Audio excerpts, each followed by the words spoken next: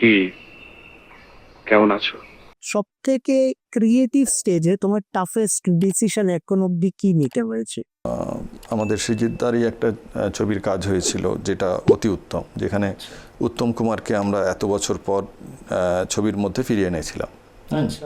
তো উত্তম কুমার অতি উত্তম করার সময় যেটা হয়েছিল যে ইনিশিয়াল যখন আমরা শুরু করি তখন আমরা ভেবেছিলাম যে ছবিটা হয়তো 4-5 মাস বা 6 মাসের মধ্যে আমরা কমপ্লিট করে দিতে পারবো। এবার যখন আমরা কাজ করতে শুরু করি, করার পর বোঝা যায় যে যখন আমাদের সোর্সগুলো যখন সব আমাদের কাছে আসে তখন আমরা বুঝতে পারি যে এই কাজটা যতদিন ভাবা হয়েছে তো তার থেকেও হয়তো বেটার নেবে। আমরা চেষ্টা করলাম, কিন্তু আস্তে আস্তে দেখা যাচ্ছে টাইমটা বাড়তে থাকছে। তো এর কী হয়, যেহেতু যদিও এটার খুব রিলিজ প্রপার প্ল্যান আগে থেকে ছিল না বলে অতটা অসুবিধা হয়নি, কিন্তু এর জন্য আমাদের অনেকটা মানে কন্ট্রোলের বাইরে গিয়ে ডেডলাইনটা অনেকটাই প্রলংড হয়ে গেছে।